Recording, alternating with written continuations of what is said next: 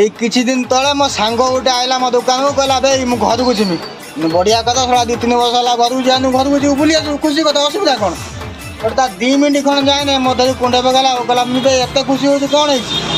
ସେଠୁ କହିଲା ବେ ମୋ ସାଙ୍ଗ ମୋ ବାହାଘର ମାନେ ବଢ଼ିଆ କଥା ବୟସ ହେଲାଣି ବାହାଘରଟା ବି ଭଲ ସେଠୁ ତାର ଗଲା ଘରକୁ ସେ ଟୁକାଟା ବଢ଼ିଆ ହ୍ୟାଣ୍ଡସମ୍ ଦେଖିବାକୁ ଆଉ ଜିମ୍ ଫିମ୍ ବି କରୁଛି 30-35 ହଜାର ଖଣ୍ଡା ରୋଜଗାର କରୁଛି ସେଠୁ ଘରକୁ ଗଲା ସେଠୁ ଝିଅ ଦେଖିବାକୁ ଗଲା ଇଏ ଗଲା ତା ବାପା ଗଲା ସେ ତାଙ୍କ ଝିଅ ଗଲା ତା ଭଉଣୀ ଗଲା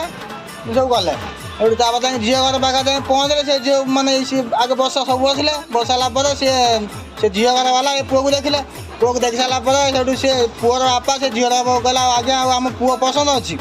ସେଠୁ ସେ କହିଲା ସେ ଝିଅ ବାପା କହିଲା ହଁ ଆଜ୍ଞା ଆମର ପସନ୍ଦ ସେଠୁ ସେ ଝିଅକୁ ଡାକିଲେ ସେଠୁ ସେ ଝିଅକୁ ଯେତେବେଳେ ଡାକିଲେ ସେ ଝିଅ ଆସିକି ବସିଲା ସେଠୁ ସିଏ ଝିଅ ଇଏ ଟୁକାର ଭାରି ପସନ୍ଦ ହେଇଯାଇଛି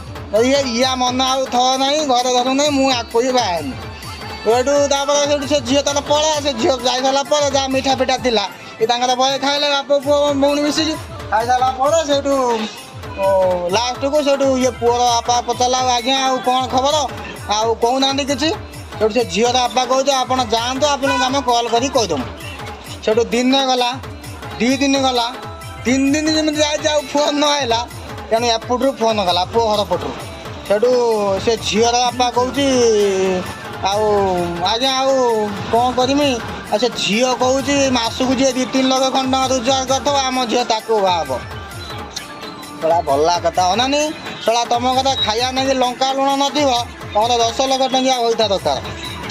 ଆଉ ଏ ଭିଡ଼ିଓର ବନେଇବାର ମତଲବ ହେଉଛି ସେ ଟୁକା ସେ ଝିଅର ଭାଇ ଯିଏ ମୋର ଫଲୋର ଅଛି ସେ ଝିଅ ବି ମୋର ଫଲୋର ଅଛି ଆସିଥିଲା ସକାଳେ ତାର ଭାରି ମନ ଦୁଃଖ କାନ୍ଦି ପକାଇଲା ଅନାନି ଗୋଟେ କଥା କହୁଛି ମନେ ରଖ ତ ଭଉଣୀ ପାଟଣ ମଙ୍ଗଳାର ସେ ଯେଉଁ ବାରିଘର ଟୁକାର ଗାଣ୍ଡି ମସ୍ତାନୀ କରୁନଥିଲା ତାକୁ ସବୁ ଦେଖିଛନ୍ତି ଆମେ ବି ଦେଖିଛୁ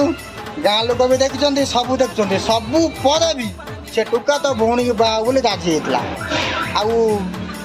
ୟା ପରେ ଆମେ ଦେଖିମୁ ତୁ କେଉଁ 10 ଲକ୍ଷ ଟଙ୍କିଆ ଭିଣେଇଟା କରିବୁ ବୁଝିଲୁ ନା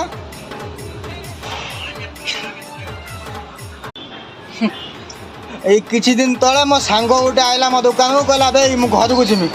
ବଢ଼ିଆ କଥା ଶଳା 2-3 ବର୍ଷ ହେଲା ଘରକୁ ଯାଆନ୍ତୁ ଘରକୁ ଯିବୁ ବୁଲି ଆସିବୁ ଖୁସି କଥା ଅସୁବିଧା କ'ଣ